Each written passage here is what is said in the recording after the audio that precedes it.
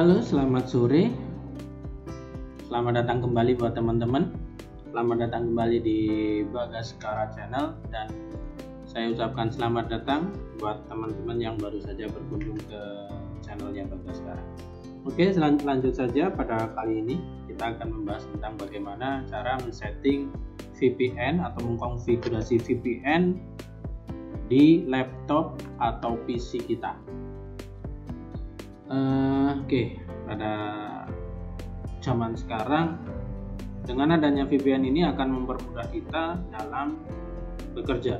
Dalam artian ketika kita memiliki banyak database, baik itu yang ada di kantor kita, ada di balai desa mungkin, kita akan sangat terbantu dengan jaringan VPN karena kita akan lebih mudah mengambil data yang berada di sana. Jadi kita bisa bekerja dari rumah, dari manapun, yang penting kita terhubung ke internet. Oke, lanjut saja kita masuk ke cara settingnya. Yang pertama, yang paling utama yaitu kita harus terhubung ke internet. Oke, pada kali ini saya akan terhubung ke tethering atau wifi dari HP saya. Kita cek koneksi internetnya apakah jalan. Oke, sudah jalan ya teman-teman. Selanjutnya kita sekarang akan mulai cara mengkonfigurasi VPN. Kalau kita berada di Windows 11, kali ini saya berada di Windows 11, kita masuk ke Windows, terus kita masuk ke server. Jadi kalau teman-teman menggunakan Windows 7 atau Windows 10 sebenarnya sama aja, cuma tampilannya aja yang berbeda. Oke, setelah kita masuk ke menu setting, kita lanjutnya masuk ke network and internet. Nah, di sini wifi-nya sudah terhubung ya teman-teman. Nah, di sini ada panel VPN. Kita masuk saja panel VPN. Selanjutnya kita add VPN. Nah, di sini untuk VPN provider kita default saja VPN name. Kita kasih nama default terserah Bagaskara misal. Nah, username. Nah, di sini kita akan masuk ke settingan yang paling inti ya teman-teman. Saya sudah siapkan. Jadi teman-teman ketika mau men-setting VPN, pastikan teman-teman sudah memiliki username, sudah memiliki password, dan memiliki alamat servernya. Jadi tanpa ketiga ini kita nggak akan bisa, kita nggak akan sukses men-setting VPN. Jadi kita yang pertama harus punya username sama password dari VPN, dan selanjutnya kita juga punya alamat server. Oke, server name, dan di sini server name itu nggak harus IP ya teman-teman. Kalau di sini saya mencontohkan saya menggunakan IP. Kita copy. Ada juga provider lain atau penyedia VPN lain yang menggunakan domain, misal .com, .net atau .co.id, itu juga bisa. Tapi kali ini saya mencontohkan dalam tutorial ini menggunakan IP. Selanjutnya untuk tipe VPN ini terserah penyedianya, tapi kalau di Windows itu dia mensupport SSTP, L2TP, pakai sertifikat atau tidak pakai sertifikat, pre-certificate atau tidak, dan menggunakan paling rendah yaitu point-to-point tunneling protocol atau PPTP. Jadi di Windows itu sudah menyediakan segini. Jadi kita pakai otomatis aja. Selanjutnya untuk username sama password saya akan isi belakangan. Jadi setelah kita isi ini connection name sama server name address, kita tinggal save. Di sini sudah muncul ya menunya.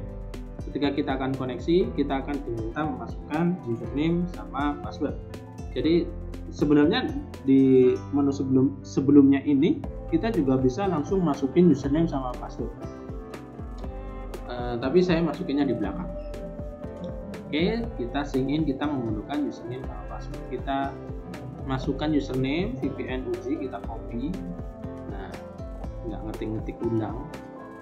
Passwordnya kita copy, kita masukin. Nah, kita cek. Setelah dimasukin, kita tinggal oke. Kita coba, kita tunggu saja apakah mau atau tidak terhubung. Oke, connect ya teman-teman. Bagaskara VPN kita terhubung. Kalau kita masuk ke sistem, nah nih koneksi.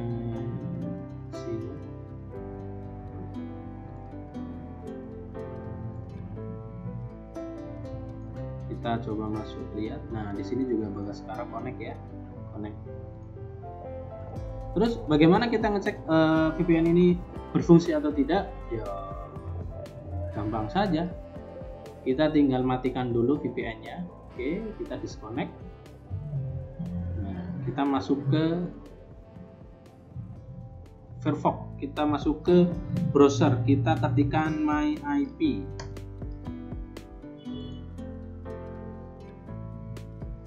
Nah, ini ya teman-teman, ini adalah IP yang diberikan oleh provider kita kepada kita. Ini kita belum terhubung ke VPN ya. Ini adalah IP yang diberikan kita, kalau saya boleh sebut ya, saya menggunakan Telkomsel, ya ini IP Telkomsel yang diberikan ke perangkat HP saya. Karena saya pakai tethering ya teman-teman. Kalau teman-teman pakai provider lain atau mungkin pakai WiFi Telkom ya nanti pasti akan berbeda. Setiap device pasti memiliki IP yang berbeda. Selanjutnya kita akan coba sambungkan VPN. Oke, VPN sudah connect ya teman-teman. Kita akan coba cek IP, apakah IP-nya masih sama.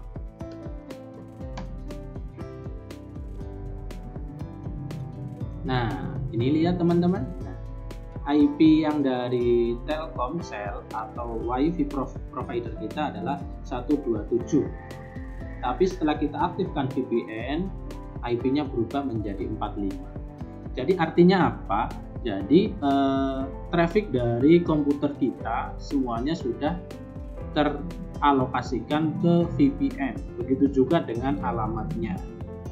Seperti itu. Jadi ketika kita sudah terhubung ke VPN, misal ini adalah VPN mana, Singapura, ya ketika kita browsing ya kita akan terdeteksi kita menggunakan alamat dari Singapura, misal seperti itu.